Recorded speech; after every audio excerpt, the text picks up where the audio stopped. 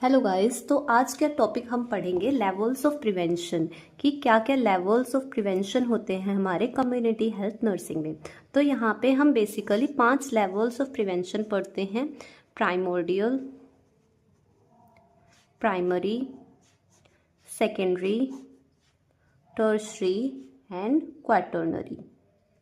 तो basically levels of prevention का मतलब होता है कि क्या क्या बचाव कर सकते हैं, किस किस लेवल पे हम बचाव कर सकते हैं।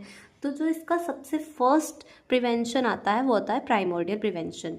इस प्रिवेंशन में रिस्क फैक्टर एब्सेंट होता है, मतलब और डिसीज़ भी नहीं हुई होती है। तो यहाँ पे दोनों चीज़ें एब्सेंट होती हैं, लेकिन तब भी हम बीमारी से बचाना चाह रहे हैं। तो हम क्या कर सकते हैं इस केस में, जब हमारे पास रिस्क फैक्टर भी नहीं है, डिसीज़ भी नहीं है, तो हम यहाँ पे हेल्थ एजुकेशन देते हैं कि पहले ही हम डिसीज़ होने से पहले ही हेल्थ एजुकेशन दे दें कि कभी फ्यूचर में उनको डिसीज़ ना हो।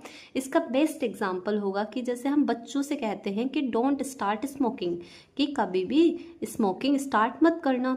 इससे क्या होगा, यदि हम स्मोकिंग स्टार्ट करेंगे तो हमें कोई डिसीज़ होगी, लेकिन हमने उनको बचपन में ही ये हेल्थ एजुकेशन दे दी कि डोंट स्टार्ट स्मोकिंग।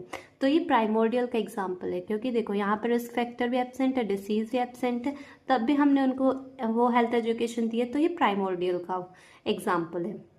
नेक्स्ट है प्राइमरी प्रिवेंशन। प्राइमरी प्रिवेंशन उन लोगों में करते हैं जहाँ पर रिस्क फैक्टर प्रेजेंट होता है लेकिन डिसीज़ एब्सेंट होती है। रिस्क फैक्टर प्रेजेंट है पर डिसीज़ एब्सेंट है। तो इस केस में हम दो चीज़ें करते हैं। एक तो हम वहाँ पे भी हेल्थ एजुकेशन देते हैं, और दूसरा यहाँ पे हम एक चीज़ और करते हैं कि स्पेसिफिक प्रोटेक्शन करते हैं। उस चीज़ के लिए कुछ स्पेसिफिक हम बचाव करते हैं। जैसे हेल्थ एजुकेशन का एग्जाम्पल हो गया कि प्रमोट कराना ब्रेस्ट फीडिंग, ये हम एक हेल्थ एजुकेशन देते हैं। और इसका एग्जाम्पल हो जाएगा स्पेसिफिक प्रोटेक्शन में, जैसे कि क्या करना कि यूज़ करना सीट बेल्ट्स का एंड हेलमेट्स का, ये स्पेसिफिक प्रोटेक्शन है। और यहाँ पे एक और एग्जांपल आ सकता है, जैसे इम्यूनाइजेशन कराते हैं हम। जैसे इसका आप समझ सकते हैं, जैसे कोविड आया था तो हर किसी इंसान को कोविड नहीं हुआ था।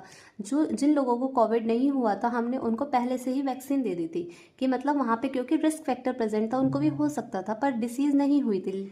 तो हमने यहाँ क्या किया था, वहाँ पे इम्यूनाइजेशन किया था। ये किसका एग्जाम्पल हो गया, ये हो गया प्राइमरी प्रिवेंशन में भी स्पेसिफिक प्रोटेक्शन का। ठीक है। नेक्स्ट आता है सेकेंडरी प्रिवेंशन। सेकेंडरी प्रिवेंशन में क्या करते हैं, यहाँ पे हम रिस्क फैक्टर भी प्रेजेंट है, डिसीज भी प्रेजेंट है, मतलब अब जो पर्सन है उसको डिसीज हो चुकी है, लेकिन यहाँ पे जो डिसीज होती है वो रिवर्सिबल होती है। मतलब यहाँ पे यदि हमने उसका ट्रीटमेंट कर दिया और डायग्नोस कर